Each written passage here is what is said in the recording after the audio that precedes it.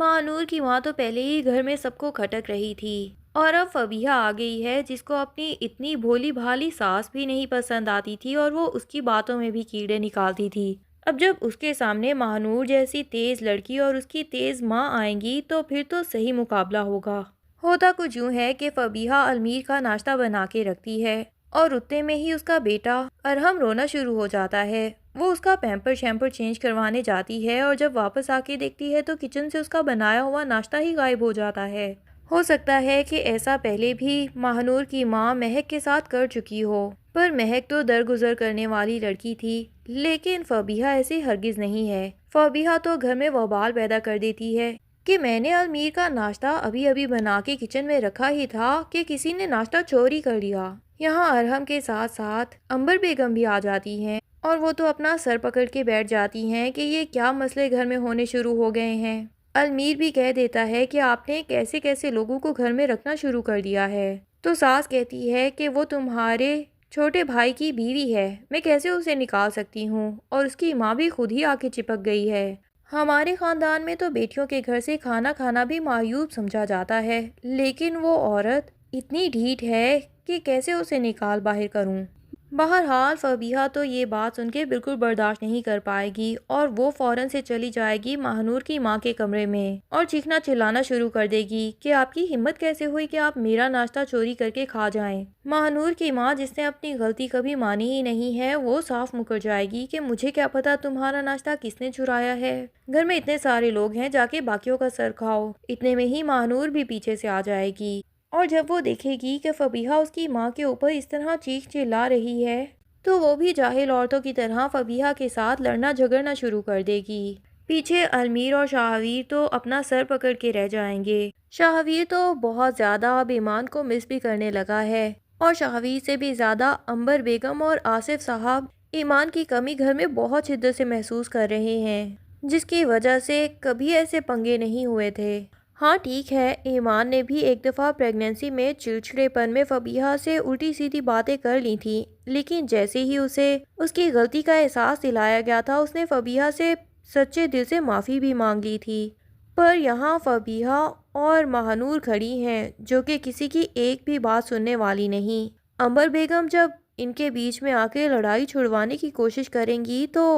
مہنور تو الٹا عنبر بیگم پہ بھی شروع ہو جائے گی اور شاہویر کی ہمدردی لینے کے لیے یہی شو کروائے گی کہ آپ کی تو ماں بھی میری ماں کے پیچھے پڑ گئی ہیں، آپ ہی میری ماں کو یہاں پہ منتیں کر کے لائے تھے اور میرا رشتہ بھی میری ماں سے منتیں کر کے مانگا تھا۔ اگر آپ کو پتا تھا کہ آپ کی اس گھر میں کوئی حیثیت نہیں ہے تو اچھا ہوتا کہ ہمیں ہمارے گھر میں ہی رہنے دیتے، ہم دونوں ماں بیٹی وہاں پہ خوش زندگی گزار رہے تھے۔ یہاں تو آئے روز کبھی میری ماں پہ کوئی الزامات لگائے جاتے ہیں کہ وہ جادوگرنی ہے اور کبھی یہ الزامات لگ رہے ہیں کہ وہ کھانا چوری کر رہی ہیں۔ لیکن شاہویر تو خود بھی شاید مہنور کی ماں سے کافی تنگ ہی آ چکا ہے، جس طرح وہ صاف صاف شاہویر کو یہ بھی سنانے لگی ہے کہ میری بیٹی کے ساتھ ساتھ مجھے بھی خرچہ دیا کرو کیونکہ میں بھی تمہاری ماں جیسی ہی ہوں۔ اب شاہویر کیا بتائے کہ میں نے تو کبھی اپنی ماں کو بھی خرچہ نہیں دیا، تو آپ کس کھیت کی مولی ہیں۔ بہرحال اس دفعہ وہ مہنور کی باتوں میں آنے والا نہیں، کیونکہ ویسے بھی اس کا دل مہنور سے تھوڑا تھوڑا چلتا جا رہا ہے۔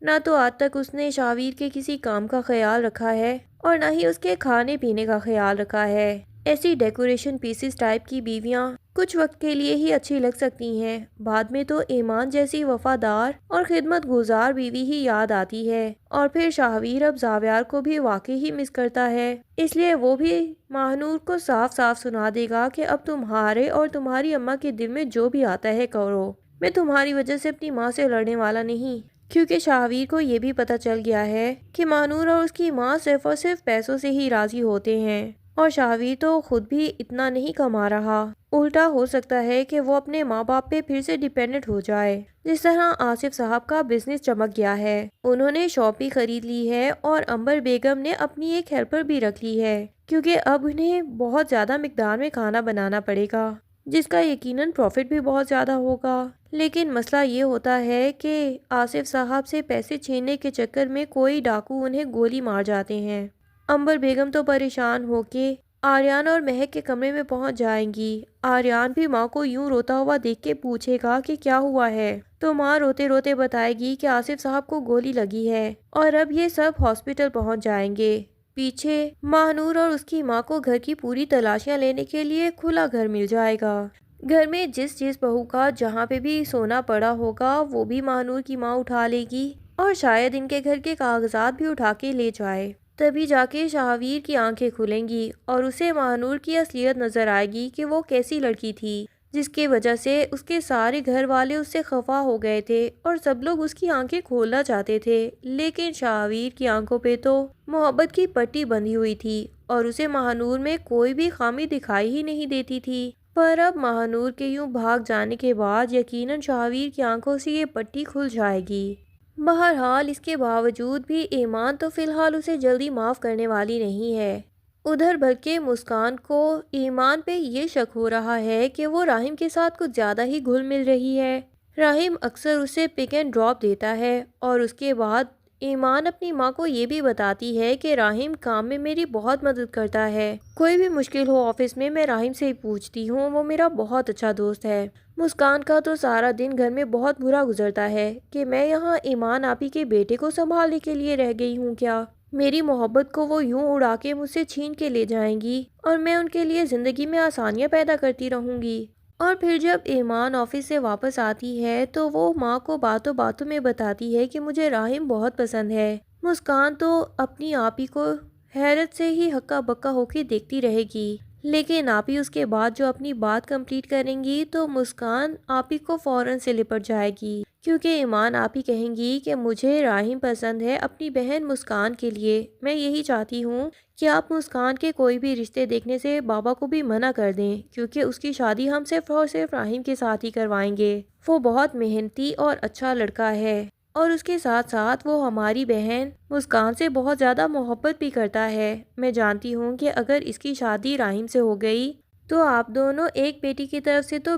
بالکل بے فکر ہو جائیں گے۔ مسکان کی ماں کو بھی راہم واقعی پسند ہے تو وہ اس بات میں اپنا سر ہلا دیتی ہیں کہ یہ ہو گیا تو بہت ہی اچھا ہوگا، لیکن ان سے کہو کہ طریقے سے اپنا رشتہ لے کے آئیں۔ تو ایمان اپنی ماں کو تسلی دلاتی ہے کہ راہم اپنے گھر والوں کو منا کے جلد ہی رشتہ بھی لے آئے گا، بس آپ جلد بازی میں کوئی غلط فیصلہ نہ لے لیجیے گا۔ ادھر مہک جو کہ ماہنور کی ماں کی باتوں کے چکر میں آ کے اس کے اوپر ہزاروں روپے لٹا چکی ہے اور اسے مزید پیسے بھی دے رہی تھی، یہ سوچے بغیر کہ اس کے ہسبینڈ نے کتنی محنت سے یہ پیسے کمائے ہوں گے، 10,000 اٹھا کے ماہنور کی ماں کو دے دیتی ہے کہ آپ اس بابا جی سے مجھے تعویذ جلد از جلد لا کے دیں تاکہ میرا کام جتنی جلدی ہو سکے پورا ہو جائے۔ پر شکر ہے کہ مہک کو یوں ماہنور کی ماں سے بات کرتے ہوئے امبر بیگم دیکھ لیتی ہیں تو وہ فوراً ہی مہک کو سدھار دیں گی اور اسے کہیں گی کہ میں تو ایک پڑھی لکھی بہو لے کے آئی تھی، تم کس جاہل عورت کے پیچھے لگ کے جاہلانہ باتوں میں لگ گئی ہو